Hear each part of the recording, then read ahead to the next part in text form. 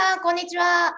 今日の海外生活しゃべり場の、ゲストはですね、ロシア人のアリョーナさんを招いてインタビューさせていただきたいと思います。はい、アリョーナさんはですね、結構他の方にはないような、価値観だったり、体験談だったり、そしてマルチリンガル教育をですね、今成功させているママでもあるんですよね。で、アリョーナさん、実は日本の大学を卒業していまして、で、私の日本語以上に上手というロシア人の方なんですよね。で、そして、国際結婚で、日本人の旦那さんがいるんですけれども、本国、お互いの本国ではなくて、この第三国でマレーシア、移住を決意したと。で、こちらでですね、お子さんのマルチリンガル教育に成功しているという方なので、皆さんぜひとも最後までアリョーナさんの体験談、そして皆様に、捧げるですね、メッセージ、エールなども聞いてほしいと思っております。アリョーナさん、よろしくお願いいたします。はい、皆さん、こんにちは。よろしくお願いお願いしします。ます。はい。じゃあ、早速ですね、一つ目の、質問に入れさせていただきたいんですけれども、今、海外生活は、国別にですね、どれぐらいになられているんですか？日本は合わせて4年間とマレーシア13年間。じゃあ合計14年ですね。今、海外生活ということになりますか？ごめんなさい、嘘つきました。17年。はい。すごい。あと、日本の大学を卒業されたっていう話なんですけれども、なぜにロシアにいらっしゃったアリョーナさんが日本に興味を持って、で、必死に日本語を勉強して、で、大学を卒業するということになったんですか？私、中学校から日本語を勉強していて、で、少しだけ。で、日本に興味を持って、大学も国際関係部に入って、で、日本語を選びました。で、その後、交換留学生として、大阪外大に行って、で戻って卒業して、で、日本の大学院に入りました。へえ、すごい。で、世界中いろんな言語があると思うんですけれども、で、一番人気な言語っていうのが英語だと思うんですよね。私もそうだったんですけど、有吉さんは日本に興味があったというのは、やっぱ文化的なもの、それとも食事とか、ちっちゃい頃からの憧れっていうのがあったんですか？でもそうではなくて、偶然、入った学校に、日本語クラスがあって、で、なぜか、それはすごく珍しくて、私、ロシアって、モスクワとか、サンクトペテルブルグからではなくて、ロシアの真ん中、エカテリンブルグっていう町からなんですけど、なぜか、その時、学校で、じゃあ、日本語と中国語を学びましょうというクラスを作って、で、私、テストを受けて入っちゃった。だから別に自分から選んでないし、その時12歳でしたんで、なるほど。日本のことそんなに知らなかったんですけど、でも一応入っちゃって、じゃあ、日本のこと、日本文化、日本語を勉強して、で、だんだん好きになって、へえ。その興味、その愛、ずっと持ってます。なるほど、素晴らしい。ラブですね。なるラブほどね。ラブラブ。ラブラブ。わーお。旦那様も日本人の方なんですよね。うん。そうですね。やっぱり日本にいると、うん。日本人が一番多いですね。確かに。そうですね。日本の国でもありますから、日本人ばっかりですね。国はね。はい。旦那も日本人ってことになりました。別にそう、わざわざと選んだんじゃうん。なくて、うんうんそううんうん。なった。そうなったんですね。なるほど。不思議ではありますよね。なかなかロシア人の女性と日本人の旦那様のこのカップルっていうのは、あんま見かけないかなというふうに思うんですけども、いや、日本では結構いますよ。結構いるんですね。私が知らないだけなんですね。はい。了解です。ありがとうございます。なぜ、日本から、日本で就職もできたと思うんですよ。もうこれだけ日本語も流暢だって、読み書きもパーフェクトですしね。で、マレーシアを選んだ理由っていうのはありますか？それは、旦那に騙されて。というか、騙さあの、れた。えまあ、すごいな。まあ、コイチという人なんですけど、はいはいで、彼はアメリカで留学してて、ね、留学というか、アメリカの大学を卒業して、で、マレーシアの友達ができて、うん。マレーシアにたくさん行ったことはありましたあ、し、ああ、うんうん。マレーシアでアパートを買った。で、お、それでおー、私たち付きすごい。合い始めたら、で、彼は、じゃあ私アパートを持ってるけど、マレーシアで、まあ、マレーシアってどこでしょうみたいな感じでしたが、確じゃあかにね。行ってみましょうという話になって、ええ、あの、行ってみまあ、ると、2回、3回ぐらい行って、うん。こっちのアパートを見て、じゃあなんか住んでみませんかっていう話が出てきて、じゃあ卒業してから住んでみましょうっていうことを決めました。なるほど。アリオナさんの、まあ、こう大学院が卒業して、で、はい。まあ、その後ですね、じゃあマレーはい。シアに行きましょうというはい。ことだったんですよね。はいはい。へえ、じゃあ、まあ、アパートがあったから、こちらの方に来られたっていうのが一番大きいですかね。そうですね。なんか今度、まあ私卒業したばっかりで仕うんうん。事をしてなくて、で、まあ高一もちょうど仕事を辞めて、だかあ、らなんかうんうんうん。何か買いたいんだったら、今こそチャンスだと思いましたね。なるほど。今、お話ししているこの場所というのが、旦那様が購入されたコンドミニアムのそうそうそう。部屋です。今なるほど。まだここあ、よかったに住んでます。よかった。今はい。もね、大事に利用はい。されてるとはい。いうことで、まあ、結果オーライですね。はい。なるほど、すごいですね。あと、アリョーナさんの、まあ、お子さん、私もね、いろいろバレエ、まあ、子供の、まあ、バレエの、まあ、教室を通してたとか、あとはロシア語の教室の、まあ、経由で、まあ、いろいろと、お伺いしていることもあるんですけれども、なんと、娘さんたちは、マルチリンガルではなくて、トリリンガルでもなくて、まあ、マルチリンガルか。はい。まあ、バイリンガルではなくて、バイリンガル、はい。まあ、そうですね、ではないんですよね。マルチリンガルなんですよね。もうトリリンガル。で、まあ、彼女、たちがもうお話しする言語というのが、中国語、うん。そしてロシア語、で、英語、そしてマレー語ということなんですよね。うん。うん。で、なぜにこのマレーシアで、中華系の今学校に、まあ、行っていると思うんですけれども、日本語学校、アラビア学校だとか、ロシア学校、インター校もいっぱいあるじゃないですか。なうん。ぜ中華系の学校に行かせることになったんですかね。であと、どうういうふうにん。行けば、登録とか、あと学校そうで行けるようになすね。るんでしょうか。うん。うん。まあ、まず私から決めたのは、うん。自分の子供と、自分の母国語以外、他の言語で喋らない。じゃない、なんか私の母国語、ロシア語だから、もうロシア語以外、私の子供と他の言語で絶対喋らないって決めた。まあ、小さい時にね、なんか簡単に喋れるんだけど、大きくなったら真面目な話できないんじゃないですか。うーん。だから私から私とロシア語。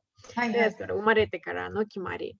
で、次は、私の家族は one parent, one language。うんうん。一人の親は一つの言語。うんうんうん。で、最初、高一は日本語で話してくださいって思ってたけど、うん。でもやっぱり、あの、保育園は英語で始まったから、じゃあ、高一は英語で子供と話してくださいってうことになっーん。て、なるほど。で、英語はそこからスタート。うん、うんうんうん。で、保育園は英語と中国語でしたので、じゃあ学校を考えたとき、せっかくマレーシアに来たので、うん。日本の学校って日本に行った方が日本に行った方がまあ、日本の学校にうん、そうね。うんうんうん。入らなきゃいけない。で、ロシアの学校もロシアの方が強い。で、せっああ、かくマレーシアにいるから、じゃあ現地の学校に入ってみましょう。で、現地の学校って、国立学校は、全部マレー語でと全部中国語でうんうん2うん。つに分かれてるから、じゃあ重要さを考えるとじゃあ中国語にしましょうって決めて、中華学校に子供を入れました。えでも中華学校だから国立学校なので必ずマレー語を国語として勉強しなきゃいけない。それは追加で。いや、必須教科として防マレー語。げない。これがセットというか、ある程度わかるレベルのマレー語。マレー語は国語、中国語じゃなくて、マレー語は governmental school だから国立学校なので、その国語はマレー語だから必ず勉強しなきゃいけない。それちなみに、ごめんなさい。何歳から、この中華系の、国立学校に入れるんですか？7歳から。7歳から。すごく厳しい。生まれた年に、その7歳の年に入らなきゃいけない。じゃあ、その7歳の時点、というか、7歳前っていうのは、中国語は全くゼロの状態だったんですか？お子様たち。いや、保育園から勉強し始めて、保育園は英語と中国語。マレーシアのいいところは、学校だけではなく、幼稚園、保育園もすごくチョイスがありますよ。どんな言語でもチョイスがあって、だから英語と中国語をやってました。なるほどね。じゃあ、小学校入学するときには、中国語読み書きもできて、ある程度、もちろんね、1年生レベルだと思うけど、で、プラス、言語というのも喋れたっていうことですか？読み書きはできて、喋れるのはそんなに喋れなかった。やっぱり環境がないから、日常会話とか、あんまりできなかったと思いますので、最初は他の子供と英語で話していた。で、授業はもちろん中国語なんだけど、他の子供と英語。でもだんだん慣れてきて、多分1年間ぐらいかかったと思いますよ。で、多分2年生からもう完璧に中国語でみんなと喋れるようになって、で、その後、私にとって別の問題が発生しました。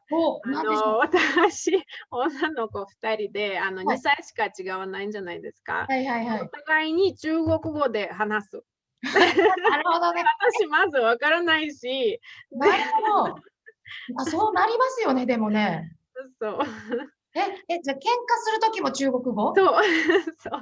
でもなんか逆に時々喧嘩してないのに、私には喧嘩っぽくに聞こえる。だから喧嘩やめなさいって言ってるのに、今喧嘩してないよとか言って。普通に会話してたんだけど。わかんないから。すごいびっくり。だから決まりは、私学校からピックアップしているけど、車に乗ったら中国語禁止。家に帰ったら中国語禁止。厳しい。でもそれだけしないと、やっぱロシア語とか、というのももう、教えられない環境になっちゃうんでしょうね。どちらもちゃんぽんだと。時間が少なくなりますね。中国語一番多くなってきて、学校は一番多いから、やっぱり家に帰ったら英語かロシア語で話してくださいっていう気持ち。すごい。いや、なんか厳しいママかな。厳しいけれども、やっぱ成果出てますものね。で、旦那様、パパとは、日頃は英語での会話ということですかね。なるほど、なるほど。日本語ね、教育も、ぜひともね、いいタイミングで始めたいっていうことだと思うんですけれどもね、これはもう本当娘さんの、もう気持ち次第で、日本語を学びたいということであれば、親としてはもうサポートしますよということですね。今はもうプッシュはしないということですよね。